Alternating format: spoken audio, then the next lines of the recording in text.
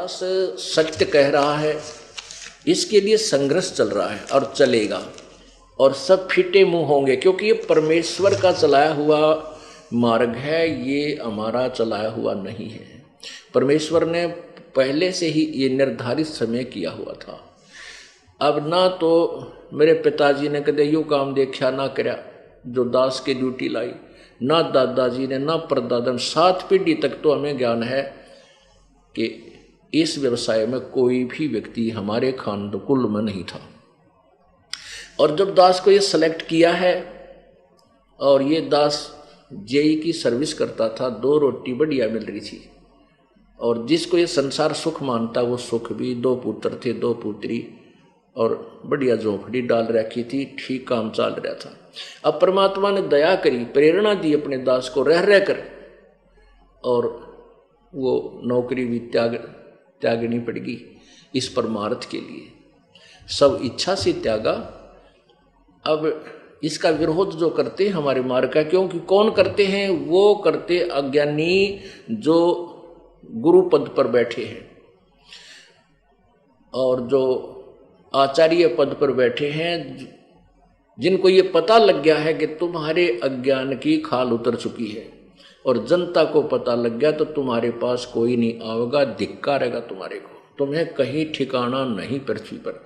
तो उन्होंने उस सत्य को छुपाने के लिए कि संत रामपाल हमारी खाल उतार रहा है, हमारे अज्ञान को स्पष्ट कर रहा है, उसको दबाने के लिए कि इसका जो है प्रचार बंद करवा दिया जाए और कोई विकल्प नहीं।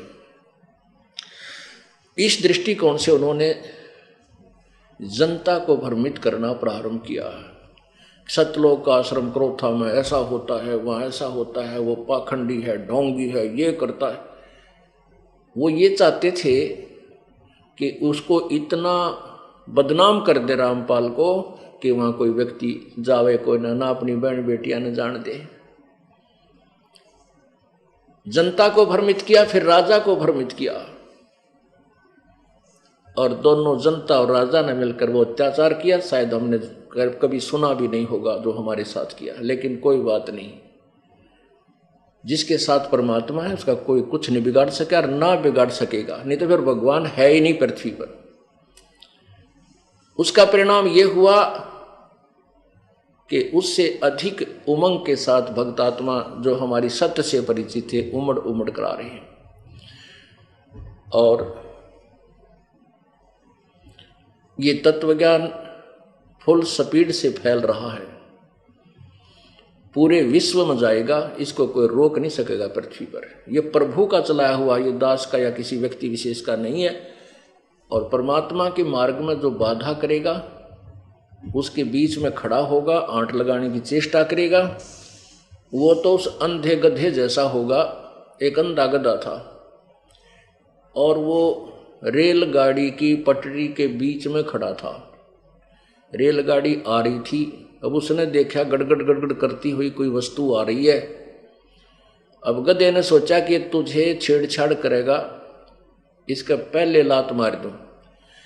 अब ट्रेन ने तो वहां आना ही था, पर क्योंकि उसका मार्ग था और मार्ग में अंधा गधा खड़ा, और वो ने सोचा कि आण देश ने मेरा निकट, इसका लात ठोकूंगा, जो मुझे डिस्टर्ब करने आ रहा है कोई वस्तु। अब जो ही ट्रेन बिल्कुल निकट आई, उस अंधे गधे ने दोनों लात मारी, दोनों पछंडे मारे रेल के इंजन के, उठा के पटक दिया, गधा के राखी पड़ा जाकर। तो रेल के मार्ग में अंधा गधा खड़ा कभी रुक सकता है? तो जो परमात्मा के मार्ग में, कबीर परमेश्वर के इस मार्ग में बाधक बनेंगे वो अंधे गधे समझ लेना, और उनकी वो दुर्गति होगी आपके सामने दिखा दूंगा। चाहे राजा था चाहे प्रजा, जो भगवान के बारे में और इन भोली भाली आत्मा भक्तों के साथ है अत्याचार किया, 2 साल तक लगभग भगवान का प्रचार बंद करवा दिया, इनके वो दुर्गति होगी, ये समाज देखेगा और याद करेगा। दास बद्दुआ नहीं दे रहा, लेकिन उनके किए हुए कर्मों का प्रतिफल बता रहा हूं, ये होगा। ऐसे बहुत से प्रमाण आ रहे हैं उन निकायों के जो विशेष बकवाद करा करते। एक घर के 2 बच्चे गए थे वहां पर, पेट्रोल ले रहे, उसमें बोतल में पेट्रोल बम बना के फेंके थे, दोनों को अदरक मारा पड़ा है, दोनों को ही, 2 भाई थे। तो ऐसे ऐसे बहुत से प्रमाण हैं जो अब बता रहे हैं भक्त आत्मा जी, सचमुच ये तो जुल्म जिन्होंने किया था उनके आगे आ रही है, ये तो आवेगी। परमात्मा का जो मार्ग है इसको कोई बाधा नहीं कर सकता, और इसमें जो करेगा तो उसको इसका दुष्परिणाम परमात्मा ही देगा, उसका